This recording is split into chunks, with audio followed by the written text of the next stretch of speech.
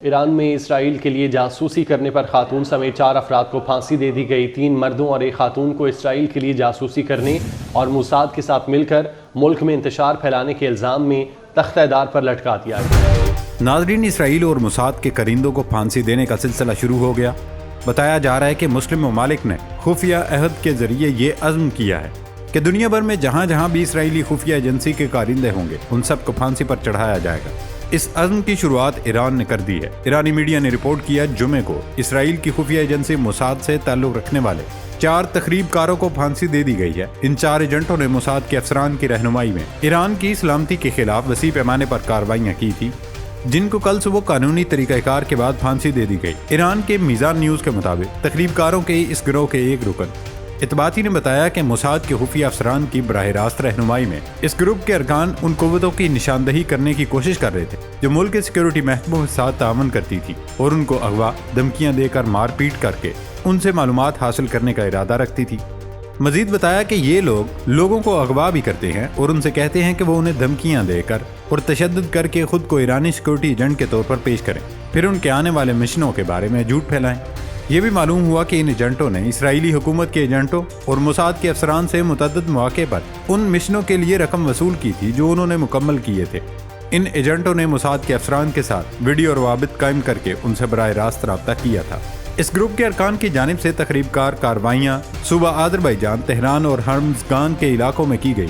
آپ کو یہ بھی بتاتے چلیں کہ اس سے قبل دسمبر کے وسط میں ایران کے سرکاری خبر رساں ادارے ارنا نے رپورٹ کیا تھا کہ ملک کے جنوب مشرقی سیستان بلوچستان صوبے میں موساد کے ایجنٹ کو پھانسی دی گئی۔ ایران کی سرکاری نیوز ایجنسی کے رپورٹ میں ایک ایجنٹ نے بتایا کہ اس نے موساد کے افسر کو خفیہ معلومات فراہم کی تاکہ ایران مخالف گروپوں اور تنظیموں کے لیے پروپیگنڈا کیا جا سکے۔ تاہم رپورٹ میں یہ نہیں بتایا گیا تھا کہ مبینہ معلومات کہاں فراہم کی گئی، نہ ہی یہ واضح کیا گیا کہ انہیں کب گرفتار کیا گیا۔ تاہم ارنا کے مطابق ان کی اپیل مسترد کر دی گئی تھی۔ دوستو، ایران سمیت کئی دیگر ممالک نے عہد کیا ہے کہ ملک اپنے ملک میں اسرائیل کے ایجنٹس کو پکڑ کر فوری طور پر پھانسی دی جائے، کیونکہ یہ ایجنٹس دین اسلام سمیت ملک کی سلامتی کے لیے خطرہ ہیں۔ ایران نے تو 4 لوگوں کو پھانسی دے دی، اب دیگر ممالک بشمول پاکستان بھی کارروائی کرنے کے خواہاں ہیں۔ دوسری طرف قطر نے جاسوسی کے الزام میں سزائے موت پانے والے 8 انڈین سابق نیوی اہلکاروں کی سزاؤں میں کمی کر دی ہے۔ بتایا جا رہا تھا کہ ان ملزمان کا تعلق بھارت سے تھا، لیکن یہ کسی طرح اسرائیل کے لیے بھی کام کر رہے تھے۔ قطر میں انڈین بحریہ کے ان 8 ریٹائرڈ افسران کی جاسوسی کے الزام میں گرفتاری کی خبر 25 اکتوبر 2022 کو ڈاکٹر میتو بار گوا نامی انڈین خاتون کی ایکس پوسٹ سے سامنے آئی تھی۔ اس سال اکتوبر میں قطر کی عدالت نے ظاہرہ global technologies and consultancy services میں کام کرنے والے ان 8 سابق انڈین نیوی افسران کو موت کی سزا سنائی تھی۔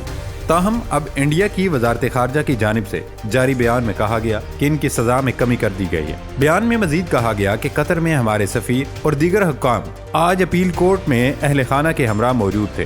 دوستو، اس وقت اسرائیل نے دنیا بھر میں اپنے ایجنٹوں کا جال بچھایا ہوا ہے، اس میں خاص طور پر مسلم ممالک کو ٹارگٹ کیا جا رہا ہے۔ تاہم ایران نے تو اسرائیلی ایجنٹوں کو پھانسی دے دی، لیکن قطر طاقتور حلقوں کے دباؤ کو برداشت نہ کر سکا اور سزاؤں میں کمی کر دی۔ اسی کے ساتھ فلسطین کی سرزمین پر جنگ بھی جاری ہے۔ ایک طرف صہیونی افواج نے غزہ میں لوٹ شروع کر دی ہے تو دوسری جانب امریکہ نے اسرائیل نواز پالیسی کے باعث کانگریس کو ایک بار پھر نظر انداز کرتے ہوئے اسرائیل کو مزید ہتھیار دینے کی ہنگامی منظوری دے دی ہے۔ پینٹاگون کے مطابق اسرائیل کو ہنگامی بنیادوں پر اسلحے کی فروخت کی منظوری دی گئی۔ امریکی وزیر خارجہ نے اسرائیل کو M107 پروجیکٹائل دینے کی منظوری دی ہے۔ اسرائیل کو $147.5 ملین مالیت کے ہتھیار دیے جائیں گے، جن میں گولہ بارود اور دیگر فوجی آلات شامل ہیں۔ دوسری جانب اسرائیلی فورسز نے غزہ میں لوٹ مار شروع کر دی ہے۔ یورپی خبر رساں ادارے یورو میڈیا مانیٹر کے مطابق اسرائیلی فورسز فلسطینیوں کے گھر لوٹ رہی ہے اور جان بوجھ کر فلسطینیوں کی املاک کو تباہ کر رہی ہے۔ یورو میڈیا مانیٹر کے مطابق اسرائیلی فورسز گھروں پر چھاپے مار رہی ہیں، گرفتاریاں کر رہی ہیں اور گھروں سے سامان چوری کر رہی ہیں۔ لوٹی گئی اشیاء میں رقم، سونا، زیورات اور الیکٹرانکس شامل ہیں۔ چوری شدہ قیمتی سامان کی کل رقم لاکھوں ڈالر ہو سکتی ہے۔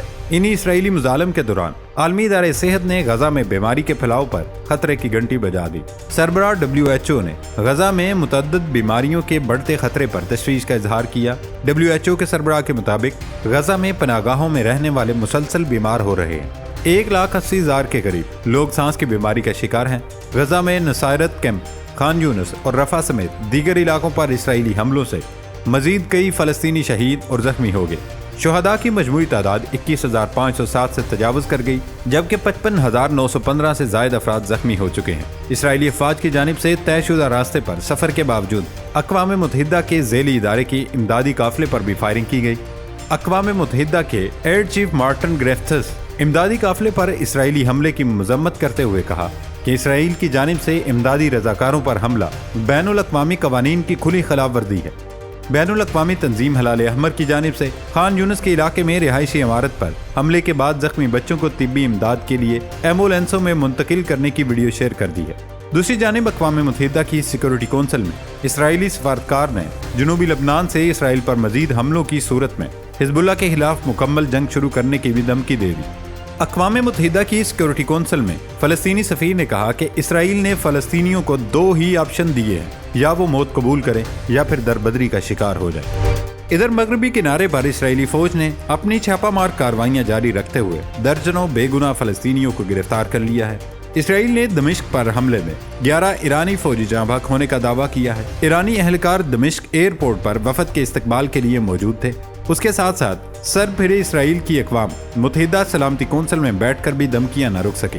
اسرائیلی ایلچی نے دھمکی دی کہ حزب اللہ نے حملے کیے تو لبنان پر مکمل جنگ بندی ہوگی۔ غزہ میں عام شہریوں پر بمباری کرنے والا اسرائیل عالمی قوانین کا ذکر کرتا رہا۔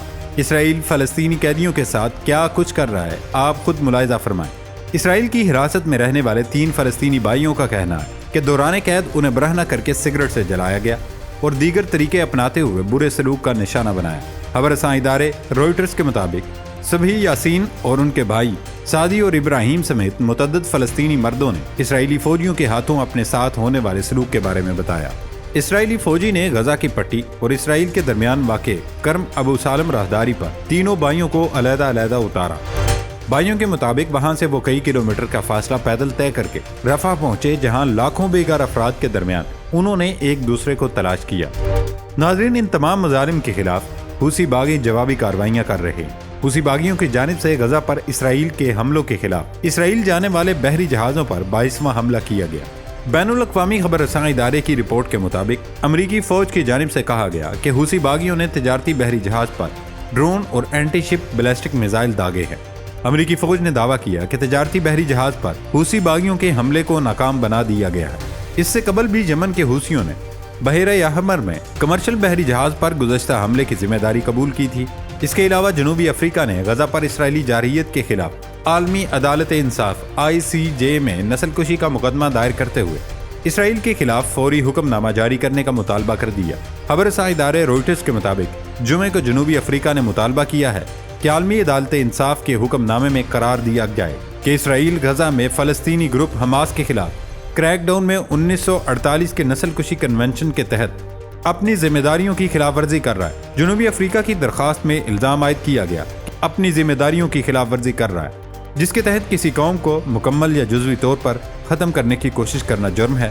تاہم ابھی تک اس مقدمے پر سماعت کے لیے کوئی تاریخ مقرر نہیں کی گئی، لیکن امید ظاہر کی جا رہی ہے کہ جلد اس مقدمے کے تحت سماعت مقرر ہوگی اور اسرائیل کو پابندیوں کا سامنا کرنا ہوگا۔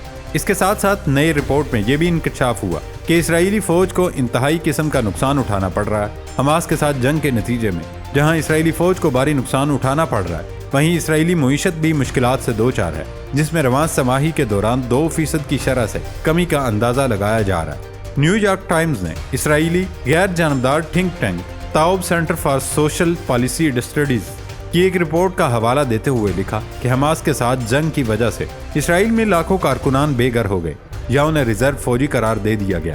اکتوبر میں تقریباً 20% اسرائیلی ورک فورسز لیبر مارکیٹ سے غائب ہے۔ لڑائی شروع ہونے سے پہلے اسرائیلی لیبر مارکیٹ میں ورک فورس کی کمی 3% تھی۔ رپورٹ کے مطابق حماس کے ساتھ جنگ کے نتیجے میں اسرائیل میں تقریباً 9 لاکھ افراد بے روزگار ہوئے، جن میں سے بعض کو جنگ کے لیے بلایا گیا، بعض اپنے بچوں کی دیکھ بھال کے لیے گھر پر ہی رہے کیونکہ اسکول بند ہو چکے تھے۔ ان میں وہ اسرائیلی بھی شامل تھے جو لبنان اور غزہ کی سرحدوں کے قریب واقع بستیوں سے نکل بھاگے تھے یا صنعتوں کو نقصان پہنچنے کی وجہ سے وہ اپنا روزگار کھو چکے تھے۔ رپورٹ میں بتایا گیا کہ اکتوبر کے بعد سے بعض طلبہ واپس اسکول جانے اور بعض بے گھر اسرائیلی گھر میں بیٹھ کر کام کرنے کے قابل ہوئے، لیکن اس معاشی دھچکے کے مضمرات اہم ہو سکتے ہیں، خاص طور پر اس وقت جب جنگ ختم ہوتی نظر نہیں آ رہی۔ اسرائیلی تھنک ٹینک کے اندازے کے مطابق آئندہ مالی سال میں ترقی کا تخمینہ اس سے کم ہے جو جنگ شروع ہونے سے پہلے لگایا گیا تھا، لیکن اس کی حدود مختلف ہیں۔ بعض تجزیہ کاروں کا کہنا ہے کہ معیشت میں صرف 0.5% تک ہی بہتری آ سکتی ہے۔ بینک آف اسرائیل نے گزشتہ لڑائیوں اور کرونا وبا کے بعد اسرائیل کی توقع سے زیادہ تیزی سے معیشت کی بحالی کا حوالہ دیتے ہوئے آئندہ سال معیشت میں غالباً 2% کا سب سے زیادہ مثبت تخمینہ لگایا ہے۔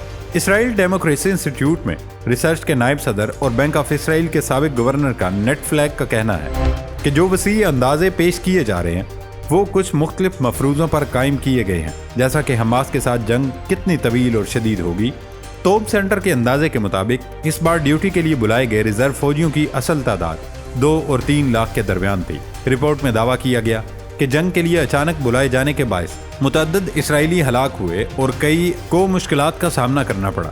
اسرائیلی حکومت نے بہت سے متاثرہ افراد اور کمپنیوں کو کچھ مالی امداد فراہم کی ہے، لیکن اضافی گرانٹس کی فراہمی میں سست روی کا مظاہرہ کیا جا رہا ہے۔ دوسری جانب کچھ ریزرو فوجیوں کے اپنے کاروبار ہیں، مگر ان کا کہنا ہے کہ انہیں انتظار کرنے کو کہا گیا، جس کی وجہ سے ان کے اپنے کاروبار تباہ ہو رہے ہیں۔ اسرائیلی ادارہ شماریات کے مطابق اکتوبر میں درمیانے درجے کی صنعت میں کام کرنے والے کارکنان کی تعداد کے 5ویں حصے کو ریزرو فوج میں شمولیت کے لیے کال کی گئی۔ ان صنعتی یونٹس میں کم سے کم 100 مزدور کام کرتے ہیں، جبکہ یہ صنعتیں نصف سے زائد اسرائیلی ورک فورس پر مشتمل ہیں۔ اس وقت اسرائیل کو سیاحت، تعمیراتی اور زرعی شعبوں میں ورکرز کی شدید قلت کا سامنا ہے۔ اسرائیل کے تعمیراتی اور زراعت کے شعبوں کا انحصار فلسطینی ورکر پر ہے، لیکن 7 اکتوبر کے بعد ان ورکرز کے اسرائیل میں داخلے پر پابندی عائد کر دی گئی ہے۔ اس وقت اسرائیلی زرعی فارمز پر سبزیاں اور پھل پک کر تیار ہو چکی ہیں، لیکن انہیں توڑنے اور جمع کرنے والا کوئی نہیں۔ ناظرین، ناکامی کی انتہا دیکھیں کہ اب عالمی میڈیا اسرائیل کا مذاق بھی اڑا رہا ہے۔ عالمی میڈیا حماس کی قیادت کے خلاف کارروائیوں میں اسرائیلی ناکامی کا تمسخر اڑانے لگا ہے۔ ایک ٹی وی پروگرام میں اسرائیلی فوج کی غزہ میں کارکردگی پر طنز کرتے ہوئے رپورٹر کا کردار ادا کرنے والی اداکارہ غزہ کی تباہ شدہ عمارتوں کے ملبے سے جوتے اور دیگر سامان اٹھاتے ہوئے بولے، اسرائیلی فوج کے لیے اہم کامیابی، اہلکار یا سنوار کے جوتے تک پہنچ گئے ہیں۔ دوستو، ان تمام کارروائیوں سے معلوم ہو رہا ہے کہ آنے والے دنوں میں خود اسرائیل اس جنگ سے ہاتھ کھینچ لے گا اور عالمی عدالت پابندیاں بھی لگا دے گا۔ دیکھتے ہیں کہ دنیا فلسطینیوں کے ساتھ کیسا انصاف کرتی ہے۔